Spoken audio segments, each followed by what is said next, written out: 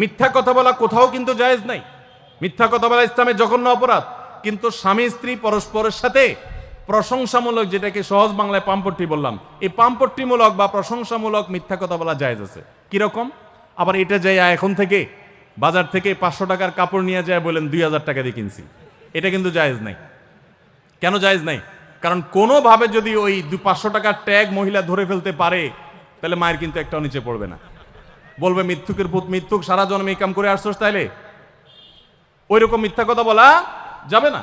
আমার পরিচিত এক লোক আছে, সরকারি একজন কর্মকর্তা বড়, উনি বলেন যে মহিলাদেরকে বাজার করে খুশি করার মতো কঠিন কাজ আরেকটা খুব কম আছে। যারা সংসার করেন তারা জানেন।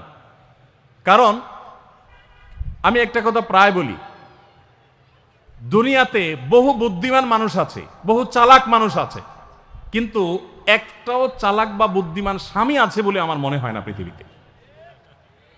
বুঝা ঠিক বলছেন? বহু চালাক বুদ্ধিমান মানুষ দুনিয়াতে আছে, কিন্তু কোনো চালাক বা বুদ্ধিমান স্বামী দুনিয়াতে। তার মানে কি? প্রত্যেকটা বউয়ের কাছে তার স্বামীটা হলো আস্ত বেকুব। যত বড় শিক্ষিত হোক, যত বড় রাজনীতিবিদ হোক, যত বড় মাথাওয়ালা হোক, যত বড় শেয়ানা হোক, যত বড় ব্যবসায়ী হোক, বউয়ের কাছে বউগুলা, সব বউরা, মহিলারা মনে করে কি এ বেটা বেকুব। ম্যাক্সিমাম ক্ষেত্রে এটার ভিতরে আলাদা একটা আনন্দ আছে। বউয়ের কাছে বেশি শেয়ানা সাজার ভিতরে বেশি আনন্দ নাই। পরিবারের কাছে বেশি শেয়ানামি করতে হয় না, সেখানে বোকা সাজার ভিতরে একটা আনন্দ আছে। যাই হোক, তো ওই যে ভদ্রলোকের কথা বলছিলাম, বাজারের কথা বলছিলাম, যে বাজার করে মহিলাদের খুশি করা খুব কঠিন। আপনি গোশত কিনেন, মাছ কিনেন, যাই কিনেন, তারা খুব কমই সন্তুষ্ট থাকে বেশিরভাগ ক্ষেত্রে। সব মেয়েদের কথা বলছি না। কেন সন্তুষ্ট থাকে না? কারণ তারা আশা করে আরো কম দামে কিনবেন, আরো কম দামে কিনবেন। আপনি জিতে গেলে তারা খুশি, হেরে গেলে আপনারা বকা দিবে সে। তো এক সরকারি কর্মকর্তা, বড় কর্মকর্তা, আমাকে বলতেছিলেন যে দেখেন, আমি সারা জীবন বাজার করি আর বইয়ের বকা শুনি। আমি চলে যাওয়ার পর আমার অফিসের একজন কেরানি আছে, তাকে দায়িত্ব দিছি বাজার টাজার করার জন্য। এই লোক বাজার করার পর আমার বউ বিরাট খুশি, বলে যে তার নাম ধরে বলতেছে, অমুক বাজার করলে প্রতিদিন ঠিক মতো বাজার করে, দাম দোষ ঠিকঠাক থাকে, মাপজোপ সব ঠিকঠাক থাকে, তোমারে প্রতিদিন ধরায় দেয় দোকানদার, কমায় দেয়। 2 কেজির গোশত আমার কাছে মনে হয় 1.5 কেজি দিছে, ওজন কম দিছে মনে হয়, নজরে উঠে না।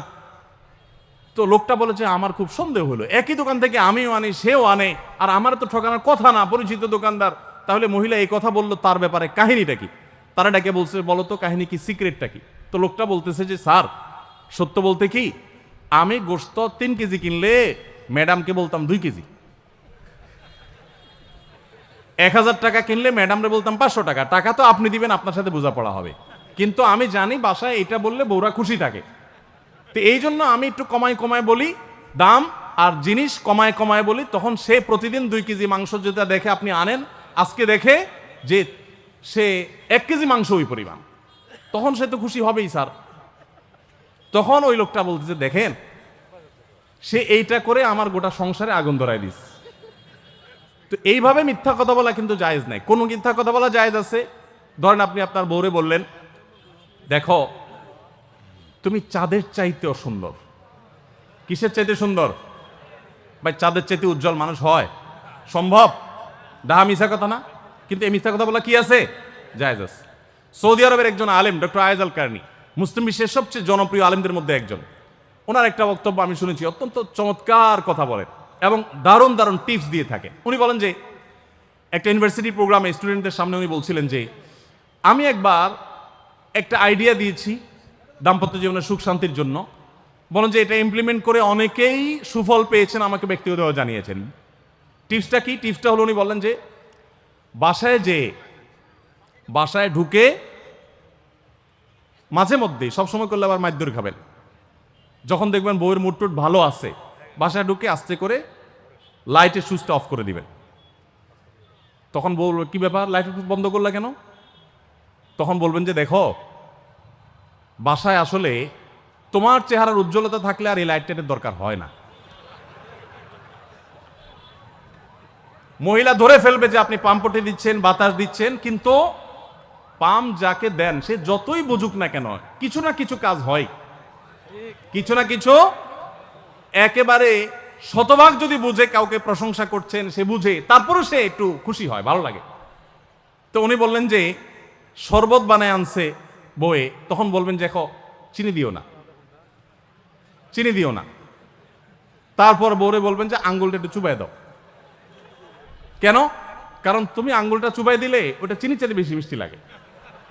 এই যে কথাগুলো, এই কথাগুলো আসলে সত্য কথা না তো।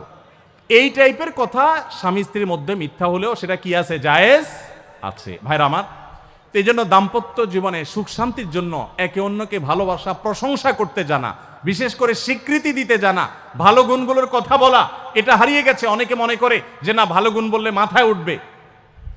এটা ভুল। মাথায় উঠবে সেটা ব্যালেন্স করার জন্য আপনাকে অন্য কাজ করতে হবে, কিন্তু তাই বলে প্রশংসা করতে কার্পণ্য করা যাবে না, স্বীকৃতি দিতে হবে। 5 নম্বর হলো দাম্পত্য জীবনের সুখ শান্তির জন্য একে অন্যের যে কনসার্নের জায়গাগুলো আছে, ইস্যুগুলো আছে, এগুলোকে মাথায় রেখে চলতে হয়। যেমন আপনি স্বামী হিসাবে বউয়ের বাপের বাড়ির মানুষদের বদনামি থাকলেও করবেন না। তারা কৃপণ, তারা অনেক সমস্যা আছে, এগুলো থাকলেও বউয়ের কাছে করবেন না। কারণ কোনো মেয়ের কাছেই নিজের বাপ মা, নিজের ভাই বোনের কোনো দোষ শুনতে ভালো লাগে। আপনি তার কাছে বললে সমাধান হবে না তো, বরং অশান্তি বাড়বে। তাহলে কি লাভ? আপনি এগুলো ভেতরে ভিতরে রাখেন, সব কিছু বলতে যান না।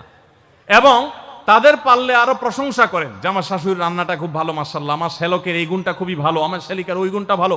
যত বেশি তার বাপের বাড়ির তারিফ করবেন, দেখবেন যে আপনার ঘর পুরাই শান্তি। ঠিক একইভাবে মা বোনরা যারা আছেন, তারা স্বামীদের দুর্বল পয়েন্টগুলোকে মাথায় রাখবেন। যে কথা বললে স্বামী স্ত্রী উভয় জানেন যে যেটা বললে তার মনে কষ্ট হয়, সেটা তাকে বলবেন না।